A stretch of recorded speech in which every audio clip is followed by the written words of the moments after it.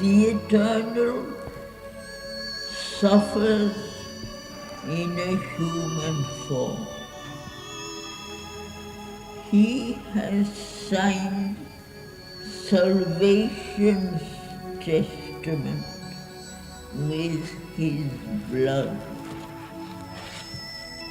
He has opened the doors of his undying peace. How shall he cure the ills he never felt?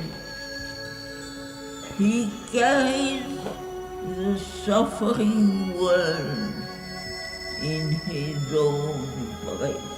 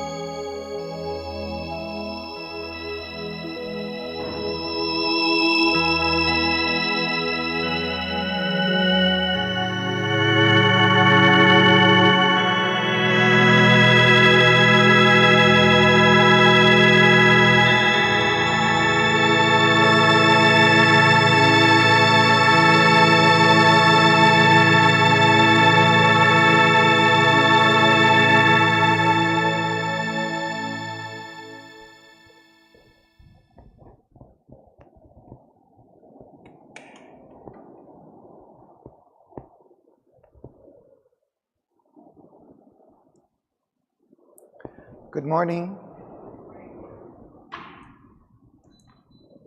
It's a beautiful day, nice blue sky, warm, fluffy white clouds. So In that spirit, today we talk about death, suffering, and pain. We started last time speaking about the avatar who comes to take up this burden of pain and suffering for humanity. And we're going to continue on this passage today. I thought maybe that I would just go back and read briefly the beginning of that, which we did at the end of last week. So this is on page 445. So I'm reviewing what we read last time, 3 lines down from the top. The great who came to save this suffering world and rescue out of time's shadow and the law must pass beneath the yoke of grief and pain. They are caught by the wheel that they had hoped to break. On their shoulders, they must bear man's load of fate. Heaven's riches they bring, their sufferings count the price, or they pay the gift of knowledge with their lives. The Son of God, born as the Son of Man, has drunk the bitter cup, owned Godhead's debt. The debt the eternal owes to the fallen kind. His will has bound to death and struggling life that yearns in vain for rest and endless peace. Now is the debt paid, wiped off the original score. The eternal suffers in a human form. He has signed salvation's testament with his blood. He has opened the doors of his undying peace. The deity compensates the creature's claim. The Creator bears the law of pain and death. A retribution smites the incarnate God. His love has paved the mortal's road to heaven. He has given his life and light to balance here the dark account of mortal ignorance.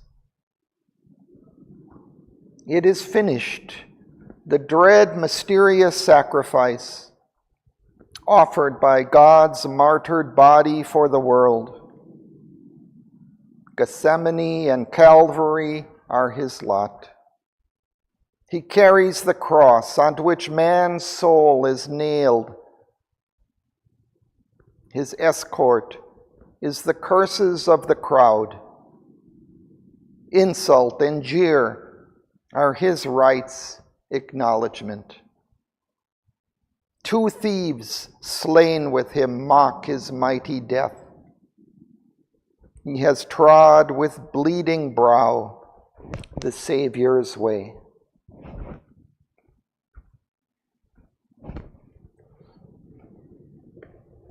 Christ has kind of epitomized this sacrifice of the divine, the incarnate, for humanity. But he was not alone. Many others, saints and avatars, have bore the load of suffering and death.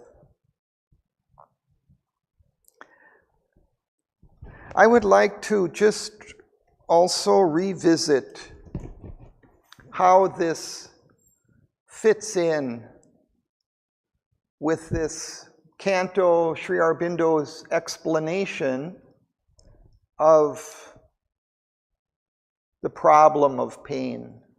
Why is there this pain and suffering in life, in this world? And what is the place of the avatar in that issue? So Sri Aurobindo lays this out very nicely in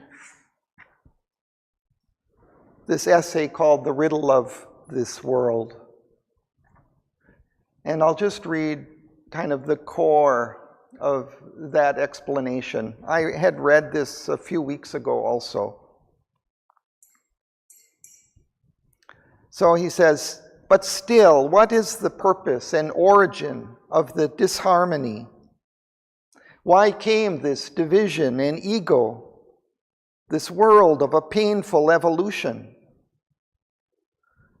Why must this evil and sorrow enter into the divine good, bliss and peace? It is hard to answer to the human intelligence on its own level.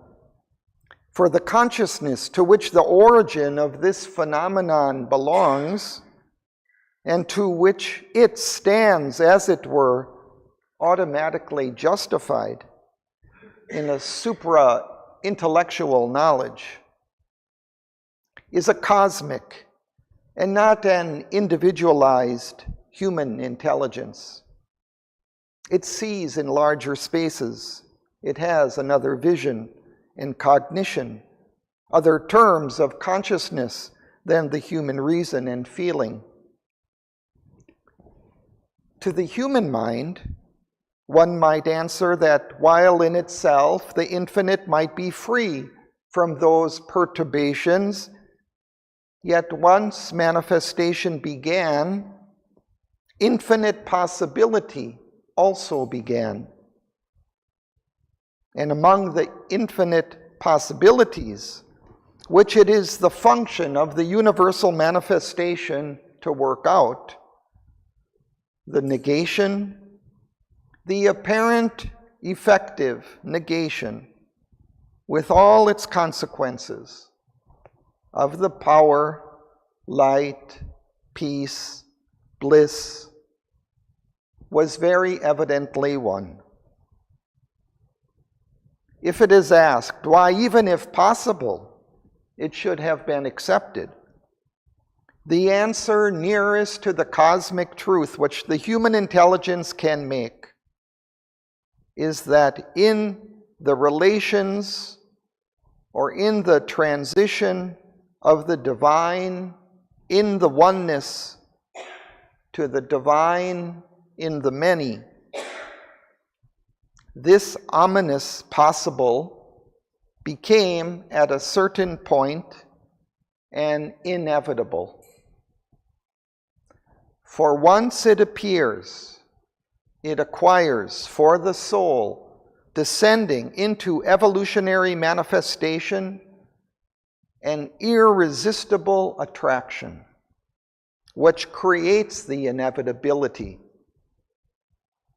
An attraction which in human terms, on the terrestrial level, might be interpreted as the call of the unknown, the joy of danger and difficulty and adventure, the will to attempt the impossible, to work out the incalculable, the will to create the new and uncreated with one's own self and life as the material, the fascination of contradictions and their difficult harmonization. These things translated into another supraphysical, superhuman consciousness, higher and wider than the mental, were the temptation that led to the fall. For to the original being of light on the verge of the descent, the one thing unknown was the depths of the abyss. The possibilities of the divine in the ignorance and inconscience. And now he brings in this issue about the avatar. On the other side, from the divine oneness, a vast acquiescence, compassionate, consenting, helpful, a supreme knowledge that this thing must be, that having appeared, it must be worked out, that its appearance is, in a certain sense, part of the incalculable infinite wisdom, that if the plunge into night was inevitable, the emergence into a new, unprecedented day was also a certitude, and that only so could a certain manifestation of the supreme truth be effected, by a working out with its phenomenal opposites as the starting point of the evolution, as the condition laid down for a transforming emergence. In this acquiescence was embraced too the will of the great sacrifice, the descent of the divine itself into the inconscience, to take up the burden of the ignorance and its consequences, to intervene as the avatar and the vibhuti, walking between the double sign of the cross and the victory, towards the fulfillment and deliverance. Stop there. Where is this?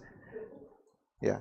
This is in the essay called The Riddle of This World, and it's included in Letters on Yoga 1,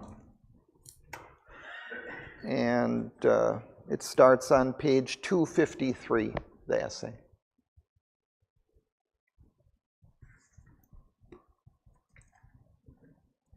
It's in the section, it's in part 3, the evolutionary process and the supermind.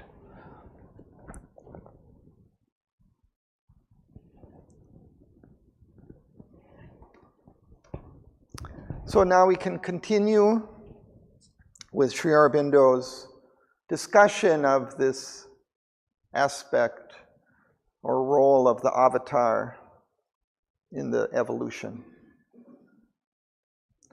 So Artam, would you begin on page 445, 4 lines from the bottom? Mm-hmm. He who has found his identity in God pays with the body death his soul's vast light. His knowledge immortal triumphs by his death. Heaven quartered on the scaffold as he falls. His crucified voice proclaims, I am God. Yes, all is God, peals back heaven's deathless call. The seed of Godhead sleeps in mortal hearts. The flowers of Godhead grows on the world tree. All shall discover God in self and things. But when God's messengers comes to help the world, all lead the soul to earth to higher things. He too must carry the yoke he came to unloose. He too must bear the pang that he would heal. Exempt and unaffiliated by earth's fate. Who shall he cure the ills he never felt? He covers the world's agony with his calm, but though to the outward eye no sign appears, and peace is given to our torn human hearts, the struggle is the and pain, the unseen price, the fire, the strife, the wrestle are within. Thank you.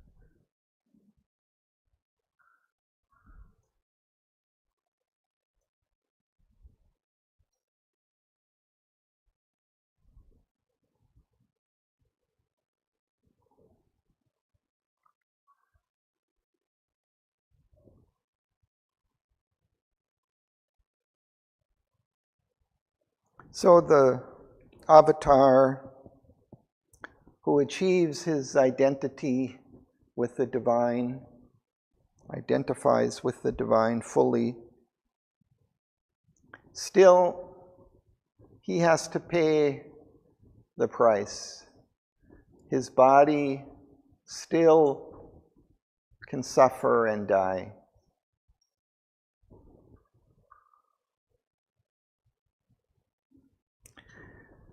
This line, last line of the page, hewn, quartered on the scaffold as he falls. Hewn is to be like chopped, like with an axe. Quartered, this is something they used to do in the Middle Ages, cut people into quarters for crimes such as treason, but also I read that a number of saints also had undergone this horrible death. So I think it refers to this. His crucified voice proclaims, I am God. Yes, all is God, peals back heaven's deathless call.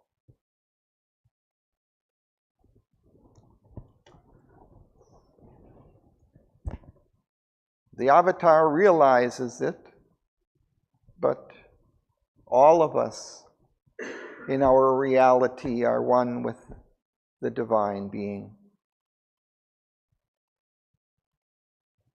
The seed of Godhead sleeps in mortal hearts. It's hidden deep in our heart, in our soul. But the flower of Godhead grows on the world tree. Gradually, it becomes expressed outwardly. All shall discover God in self and things.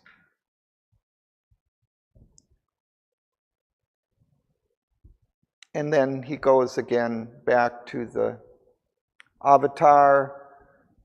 When God's messenger comes to help the world and lead the soul of earth to higher things, he too must carry the yoke he came to unloose. He too must bear the pang that he would heal. Exempt and unafflicted by earth's fate, how shall he cure the ills he never felt?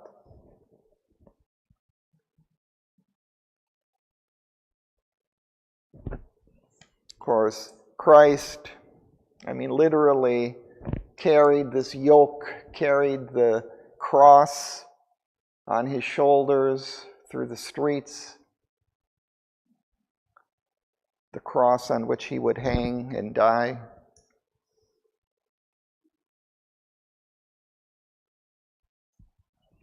And then he refers, I think, more to himself, Sri Aurobindo here. But though to the outward eye no sign appears. Of course, for Christ it was quite apparent to all, but in Sri Aurobindo's case, he too bore the suffering. And peace is given to our torn human hearts. The struggle is there and paid the unseen price. The fire, the strife, the wrestle are within.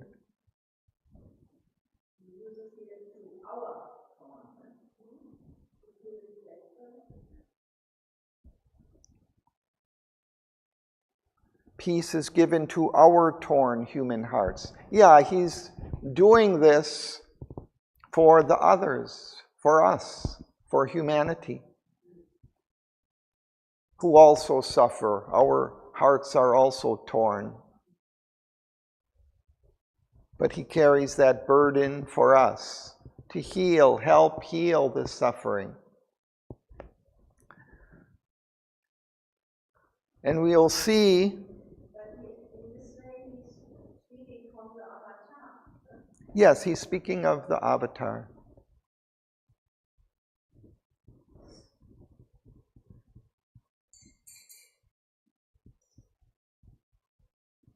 He says God's messenger, when God's messenger comes.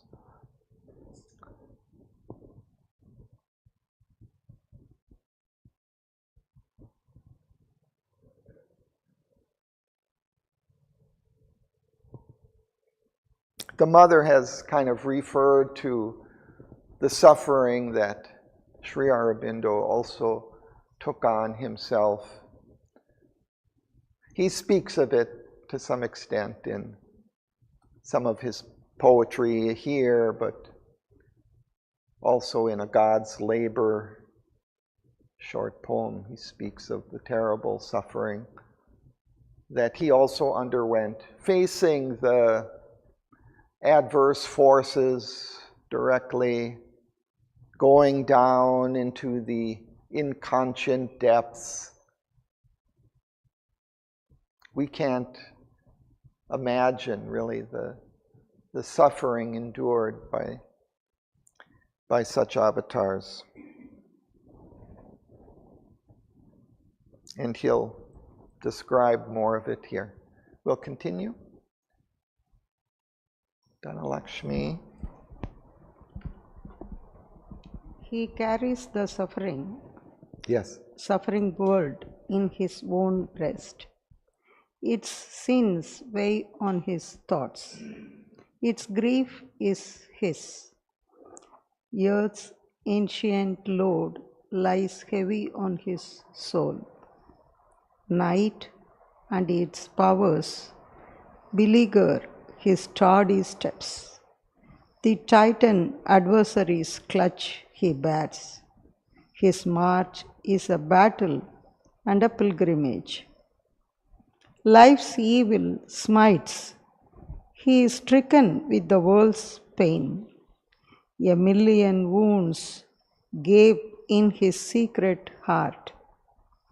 He journeys sleepless through an unending night. Antagonist forces crowd across his path. A siege, a combat is his inner life. Even worse may be the cost, direr the pain. His large identity and all harboring love shall bring the cosmic anguish into his depths. The sorrow of all living things shall come and knock at his doors and live within his house. A dreadful cord of sympathy can tie all suffering into his single grief and make all agony in all the worlds his own. He meets an ancient adversary force. He is lashed with the whips that tear the world's own heart. The weeping of the centuries visits his eyes. He wears the blood-glued, fiery centaur shirt. The poison of the world has stained his throat. Thank you.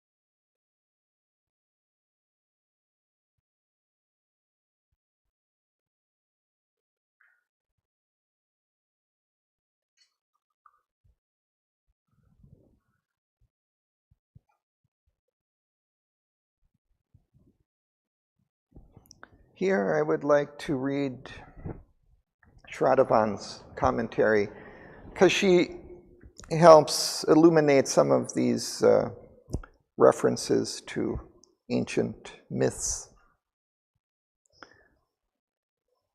She says, there is an ancient force which seems to have been there at least since the very beginning of life, if not before. It is an adversary force, a force that fights against the realization of the divine will in the world. God's messenger has to meet this ancient force and all its strength. He is lashed with the whips that tear the world's worn heart.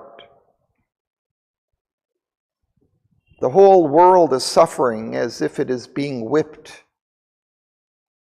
A whip is a long, thin piece of leather with a handle which is used to beat a horse or a bullock to make it move faster. Lashing is what we do with a whip. In ancient times, this was a kind of punishment meted out to human beings, slaves or criminals. And this reminds us of the picture of Christ. He was tied to a pillar and lashed with whips. But those were physical whips. Here he is talking about subtle whips that bring pain to the heart. All the weeping of the centuries, hundreds of years of weeping he has to experience. And then there are two amazing images that Sri Aurobindo puts together. First is the blood-glued fiery centaur shirt. This is one of the allusions to Greek mythology that comes in Savitri. This refers to the death of the hero Hercules. Hercules was a half-divine being, and he was very powerful. Stories are told about all the many hard labors that he had to fulfill. The story that has come down to us tells that he was persecuted by the wife of Zeus, Hera.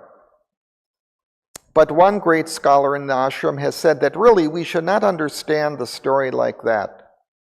That really Hera was his mother and she was helping Hercules. He was a great yogi, and each of those labors, there were 12 labors that he had to perform, was symbolic of a psychological step forward on the journey. Here Sri Aurobindo alludes to his death. So it makes more sense in this context if we think that he was not just a big, brutal, strong man who had to withstand the oppositions of the gods and so on. If we think of him as a great yogi who sacrificed himself like one of the gods, the messengers of the higher power, it makes more sense, is more appropriate here in this place. So what happened with Hercules? It was a kind of trick. He was immortal. He was given immortality. Perhaps he was born half immortal and then because of all his great achievements, he was gifted immortality, that he would only die when he chose to die. So how did he die? His wife was carried away by a centaur. A centaur is a creature in Greek mythology with a man's body up to the torso from the top, and a horse's body beyond that. This seems to represent perhaps what the ancient Greeks saw when they first encountered riders of horses. Those were people who lived on horseback. They came from Central Asia. You can imagine what you might see if the horse is grazing with its head down and the rider is seated on its back. This is what a centaur might look like. But it is also a symbolic being. Horse is the symbol of unlimited vital energy. Sri Aurobindo uses the word centaur in that symbolic sense in the poem. In the centaur, all the vital strength of the horse, the speed, the swiftness, is united with the mind. In Greek stories, there were interactions between beings that Greeks called centaurs and ordinary human beings. And one of those centaurs stole away Hercules' wife, Deianira. Hercules chased after them. He had some poisoned arrows, and he shot the centaur with one of those. The centaur was bleeding to death, and he told Hercules' wife, "Take off your cloth and dip it in my blood. And if ever Hercules is unfaithful to you, you put it on him, and he will be in love with you again." She did what she was told. But in fact, of course, that blood was full of the poison of Hercules' arrows. She kept that cloth with her, and many years later, when she suspected that Hercules was not loving her anymore, she decided to use that cloth. When Deianira put the cloth on him, it clung to him. He could not get it off, and the poison spread in his body. He was in so much agony that he chose to leave his body. Here, Sri Aurobindo makes a reference to that suffering when he says that God's messenger wears the blood-glued fiery centaur shirt. He has to experience something like that, something clinging and incredibly painful. And now the second image, the poison of the world has stained his throat. Perhaps Indians will notice this allusion more easily. He is referring to Shiva, who has swallowed all the poison of the world and holds it in his throat. The story goes like this. The Devas, divine beings, were advised to churn the mythological ocean of milk to retrieve Amrit, the nectar of immortality. They did it along with the Asuras, but before they got the Amrit, first came a pot which contained all the poison and evil of the world. Seeing the danger of that poison spreading in the world, Shiva swallowed it, but held it in his throat so that he himself is not in danger. His throat turned blue. Because of that, he is called Nilkant. Nil means blue color and Kant means throat. The churning continued, and finally the gods got the Amrita immortality.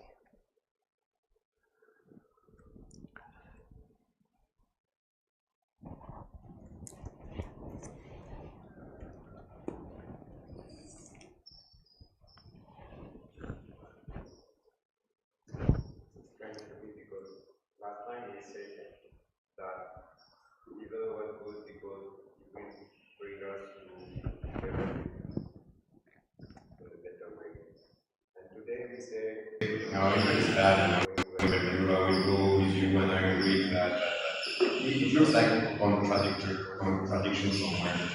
It feels like the torch of free Auroville doesn't flow, but it's like boom, one idea and the other one, I don't know, I feel like something.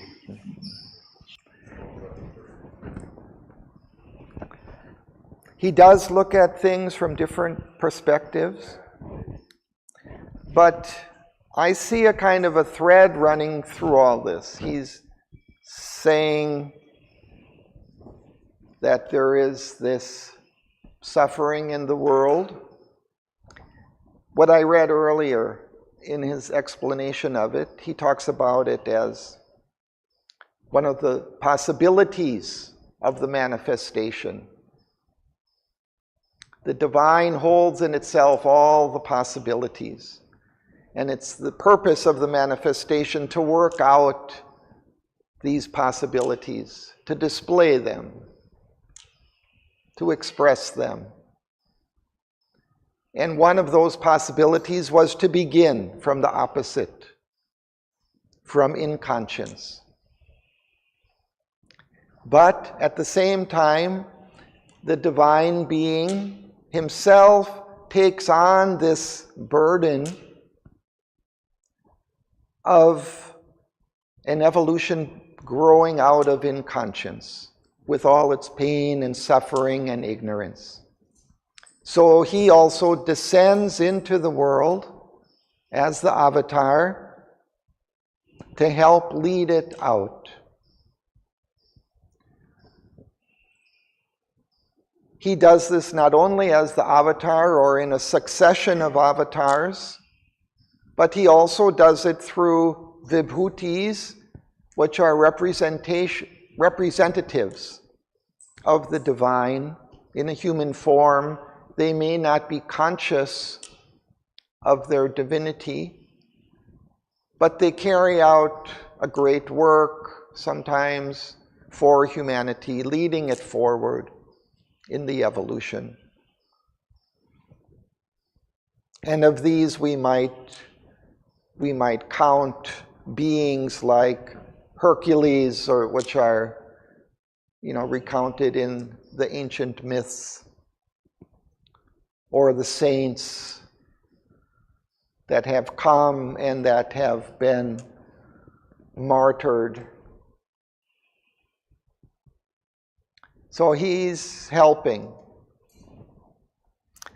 But again, there's this whole other part that we're just beginning to touch on. There is this adversary force that is anti-divine, that doesn't want this evolution to come. And this also has to be faced, both by us and by the avatar. And he's going to discuss that a little bit, but I think he's alluded to it already a little.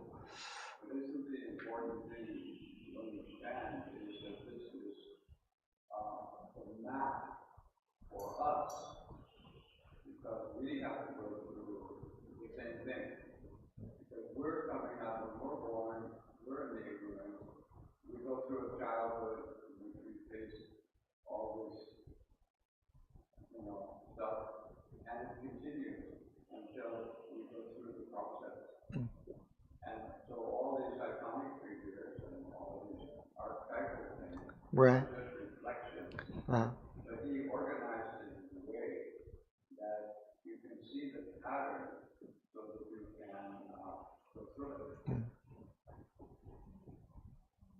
without freaking out. If we can understand why we're going through this suffering, it helps.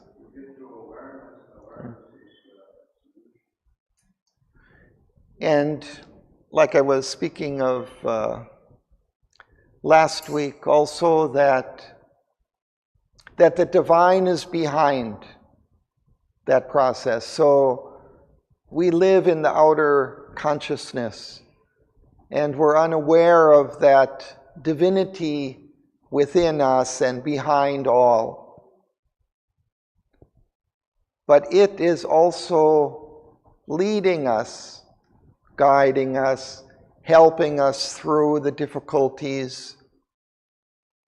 If we can remember also that divine that's behind, that's supporting, it's also a great help as we go through the difficulties. But it's not only behind, it's also in front. Well, if we can remember. We have to get over the separation. Yeah. We have to get over the Right.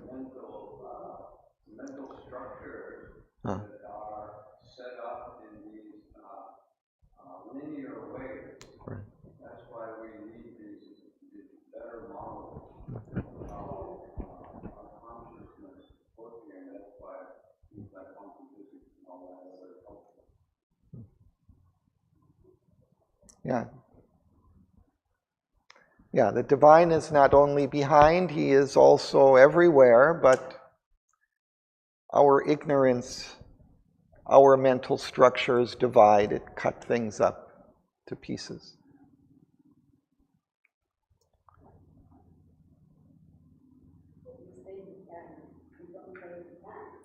I mean, kind of hidden. I mean hidden, yeah.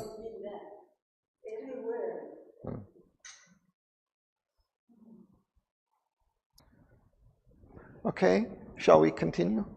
Margaret?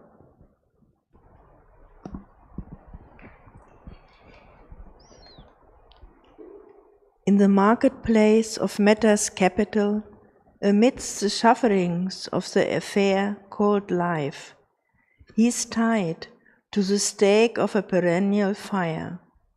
He burns on, an unseen original verge.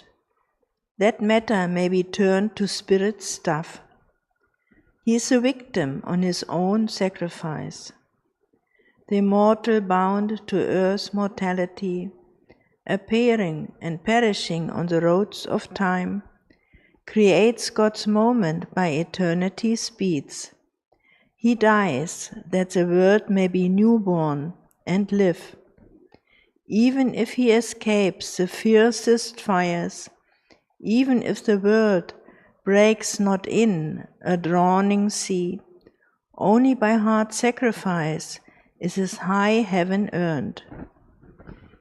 He must face the fight, the pang who would conquer hell.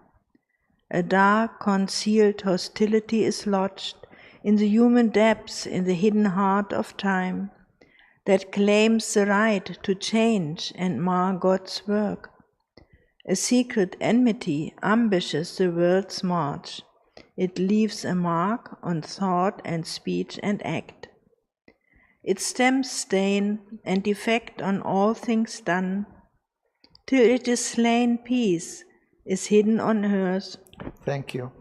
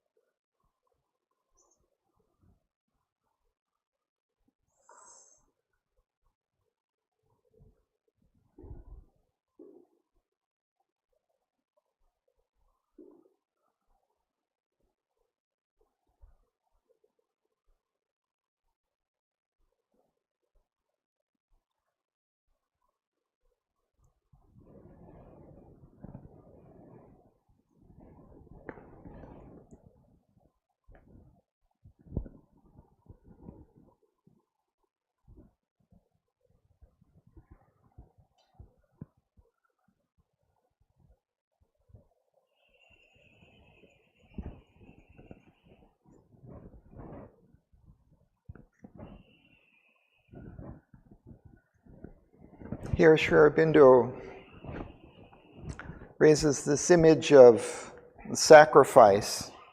Again, the sacrifice of the divine being.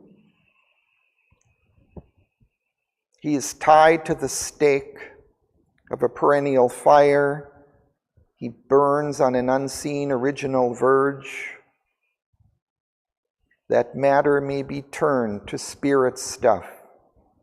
He is the victim in his own sacrifice.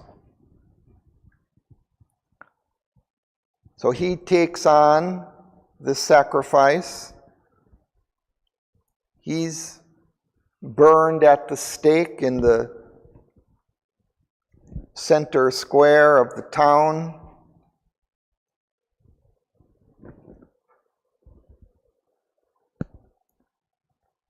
As they used to do to the saints.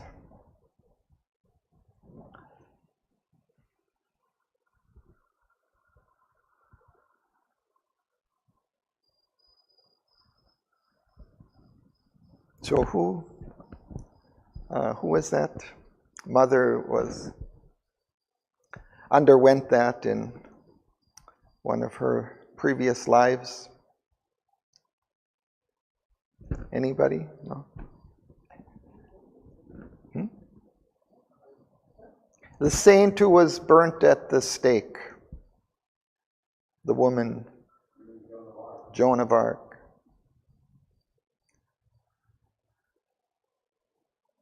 I think an earlier incarnation of Mother.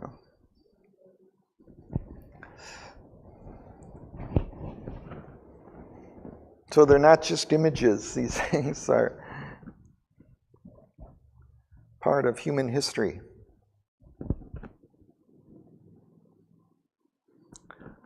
The immortal bound to earth's mortality, appearing and perishing on the roads of time, creates God's moment by eternity's beats.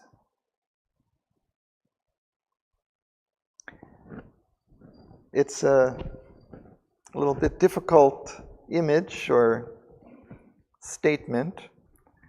It suggests to me that the immortal is born repeatedly on earth in different avatars, vibhutis, appears and perishes on the roads of time, creating God's moment by eternity's beats. These are like beats of the eternal, these individual lives in time, beats in time of the eternal. And through that process, coming again and again, the divine is creating God's moment when God shall be manifest fully in the world, apparent to all. But would it be happening in every moment? This is in the heartbeats. Every instant, this is what's happening. I mean, that's the way I would interpret it. Every instant, this, There's a heartbeat. yeah, yeah. This is happening. So this is continual. God is appearing in each of our heartbeats. There's no, see, then because we have to break the time barrier. So it's not past, it's not the future, it's only happening in this now moment. And each of us is happening to us, like our heart is beating, we want to there to be in the other level. Okay, that's another way to look at it.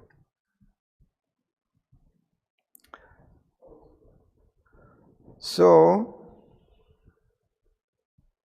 he dies that the world may be newborn and live. And even if he escapes the fiercest fires, even if the world breaks not in a drowning sea, only by hard sacrifice is high heaven earned. He must face the fight, the pain, who would conquer hell.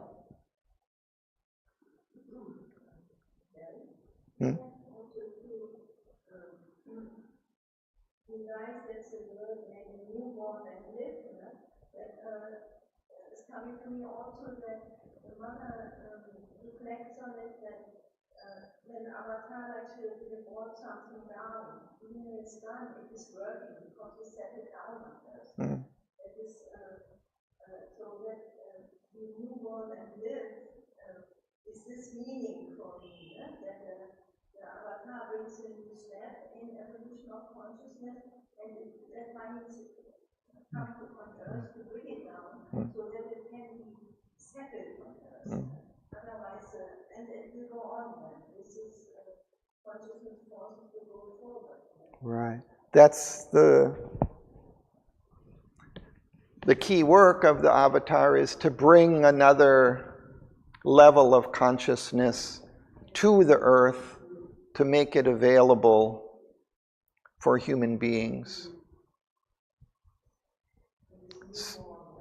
So Sri Aurobindo discusses this in a series of avatars, the different levels of consciousness that they brought down into the world.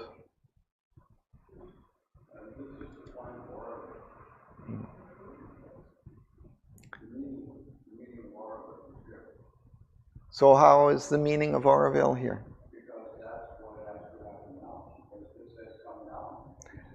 Yeah. So this new consciousness has come down, and now it has to spread. Right. And then this last line, it says there can be no peace until this happens. Yeah. It's forbidden on earth. So we're still going to have these wars. And everywhere. It can't come there until this change. This is what's happening today.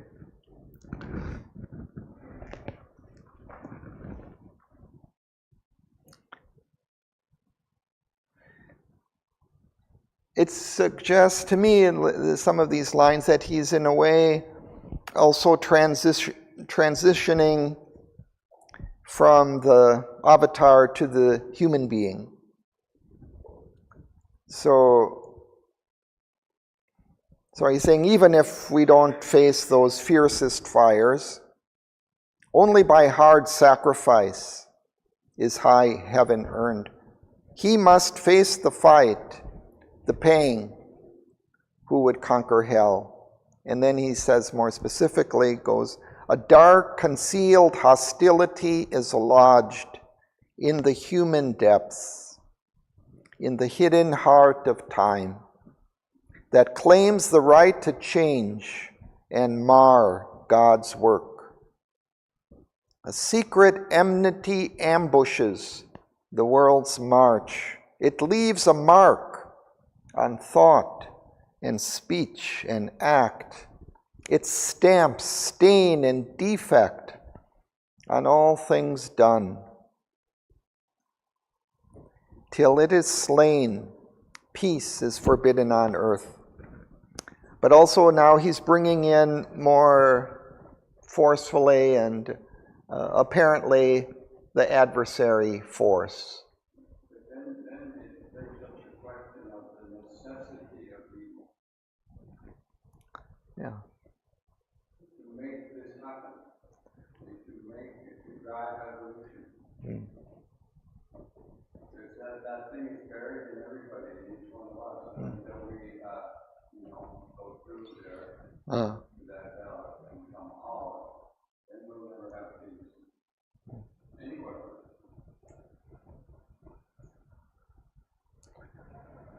So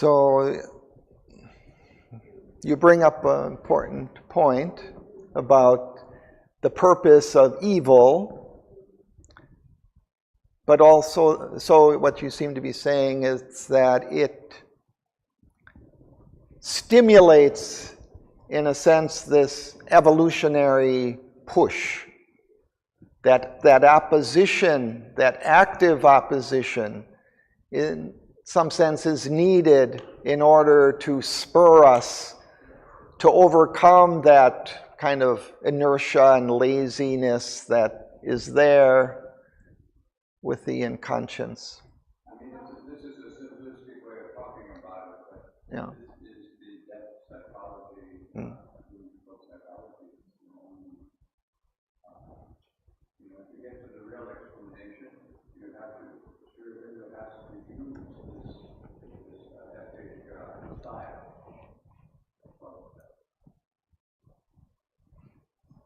Yeah, and we can say that we can look at it like an individual phenomenon, that it's there in each human being, and we each have to overcome that hostility that's lodged within us.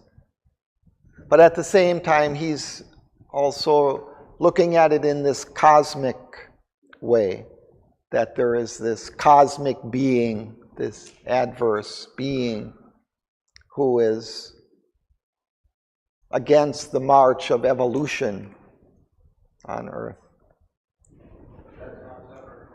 No, right. We're just individual instances. Yeah.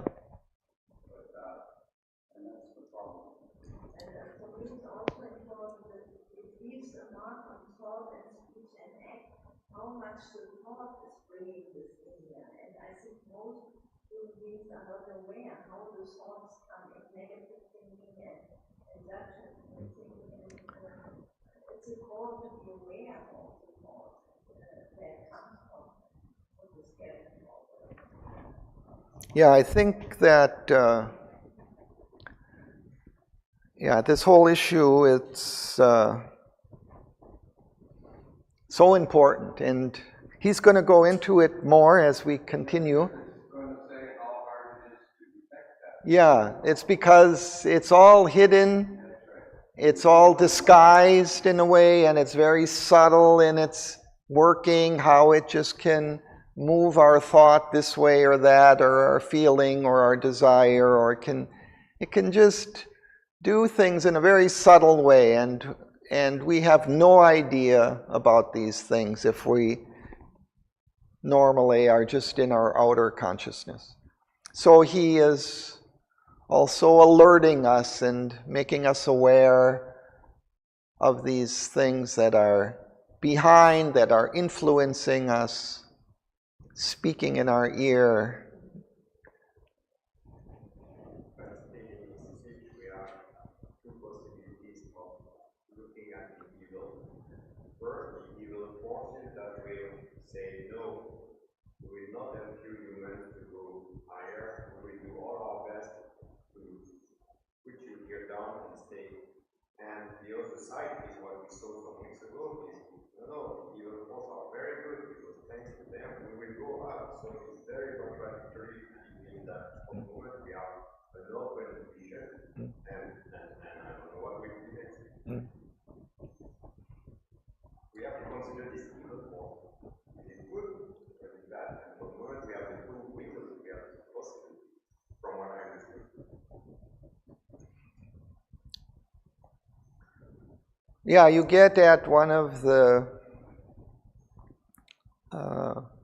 big dilemmas of human life, I think, of how we deal with these things. To repress, to push down, or to embrace and somehow transform.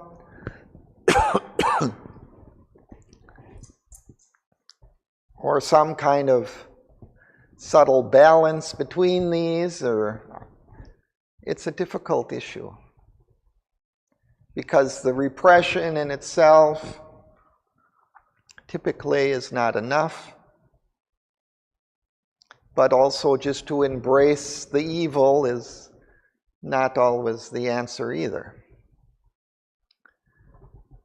Sri Aurobindo, I think what he often says, what I kind of gather from it is to stand back quietly, see it, observe it, don't indulge it, stand back, watch it, observe it. Mother would even say, analyze it.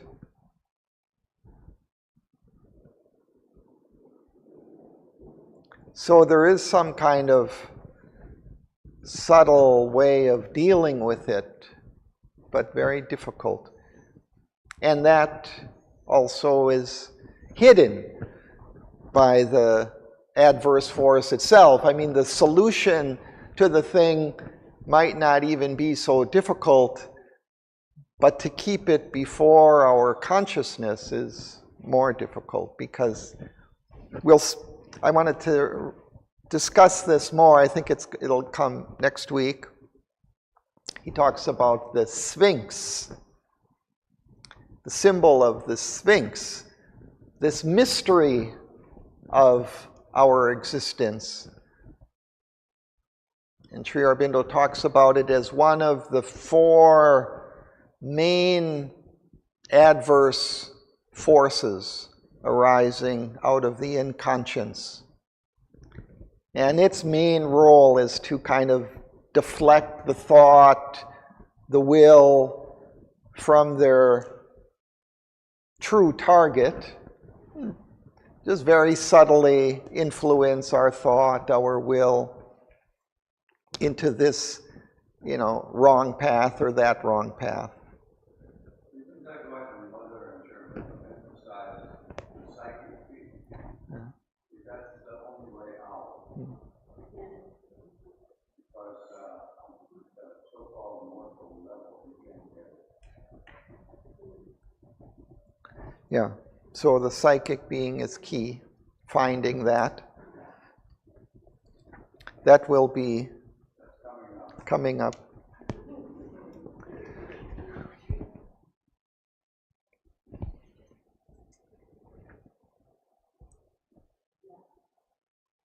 So let's continue. Sunny.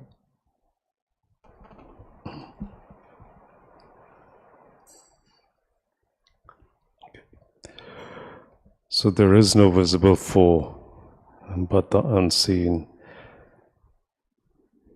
is around us, forces intangible besiege, touches from alien realms, thoughts not our own, overtake us and compel the yearning heart. Our lives are caught in an ambiguous net. An adversary force was born of old, invader of the life of mortal man. It hides from him the straight, immortal path. A power came in to wield the eternal light, a power opposed to the eternal will, diverts the messages of the ineffable world.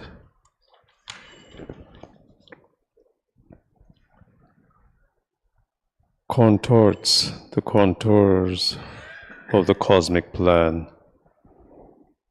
A whisperer lures to evil the human heart. It seals up wisdom's eyes, the soul's regret. It is the origin of our suffering here. It binds earth to calamity and pain. This all must conquer who would bring down God's peace. This hidden foe lodged in the human breast, man must overcome or miss his higher fate. This is the inner war without escape. Thank you.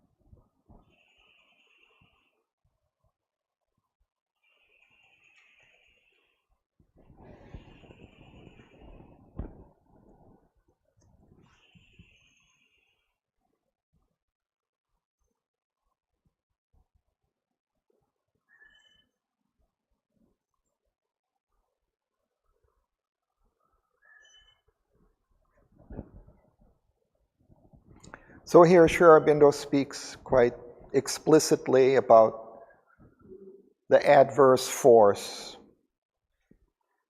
born of old,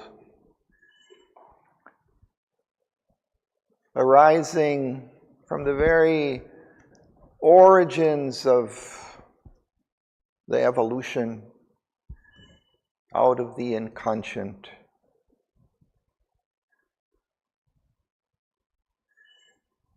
It hides from man the straight, immortal path.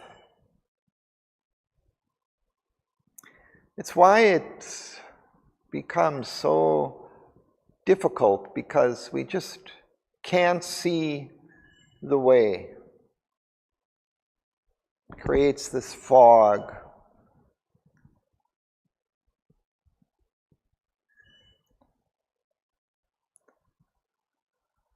And it's opposed. It's an antagonist. It's just against the eternal will. Not just, an obstruction, but it's actively opposed. And apparently quite, intelligent in its working. Diverts the messages of the infallible word. Contorts the contours of the cosmic plan. Even the very path that the evolution is taking is diverted.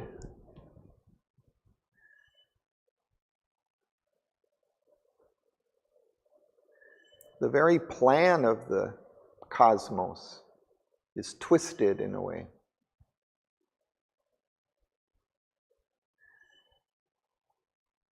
If it wasn't for this adverse force, the evolution could just proceed quite naturally and flower like a beautiful tree.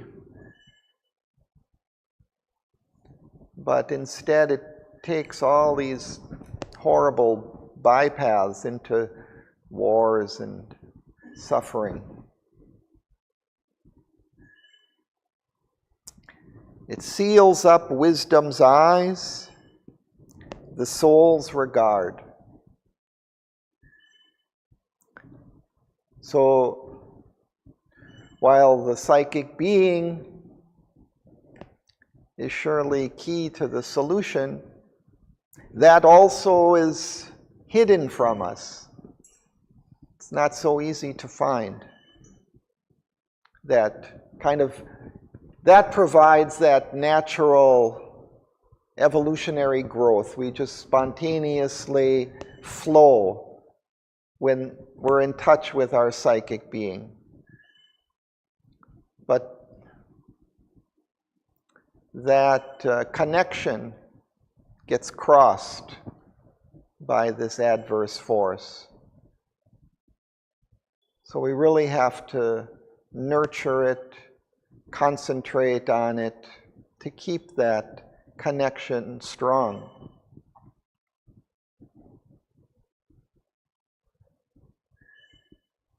So this adversary force is the origin of our suffering here. It binds earth to calamity and pain. And then again, Sri Aurobindo brings it also back to us. This all must conquer who would bring down God's peace. We too, I think, need to struggle and fight with this adversary. This hidden foe lodged in the human breast, man must overcome or miss his higher fate. This is the inner war without escape.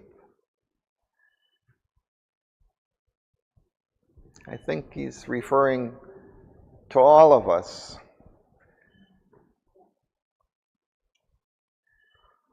Surely the divine being, the avatar, comes and he makes the path easier for us. He clears out a lot of the obstruction and he shows us the adversary behind the screen, hidden, influencing us. He makes us aware. He gives us his help, his aid, his strength to overcome. But it can't be done without our own concentration and our own effort and our own tapasya. Recently, I got a better understanding when listening to Shraddharan's image of Savitri about the little God and the little mind and the little God. That means there's described how she would explain it, that how in the evolution of life on earth, there was not mind, there was no soul. So it came very slow out in the evolution that the first little mind came out. So this helps me also to understand that this slow development, and it is not conscious, and this soul is also with us or in the world. And maybe this is one of the reasons why this advert force is from all on. I don't know. Yeah, out of the evolution, that growth is slow and gradual and probably hampered by this adverse force. But mind in its beginnings, it's very obscure. It's still under the influence of that subconscious darkness and these subconscious forces that are there, this adverse force. So in the beginning, mind is still very weak, very subject to all of these things. And we also have that little mind within us. I mean, we may have higher parts, a more intellectual mind that gets developed, but we also carry within ourselves the entire course of that evolution up to this stage. So all those different parts of the being play their role in our life and our activities.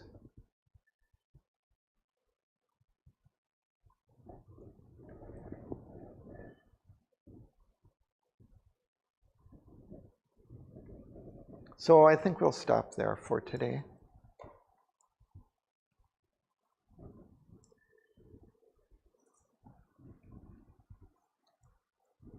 Enough death and destruction for one day.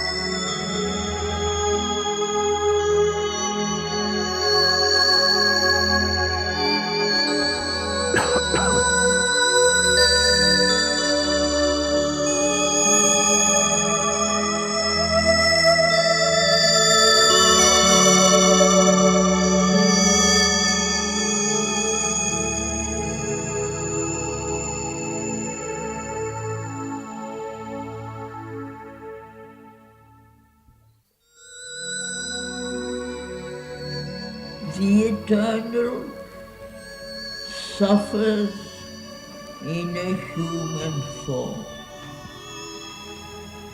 He has signed salvation's testament with his blood. He has opened the doors of his undying peace. How shall he cure the ills he never felt? He carries the suffering world in his own breast.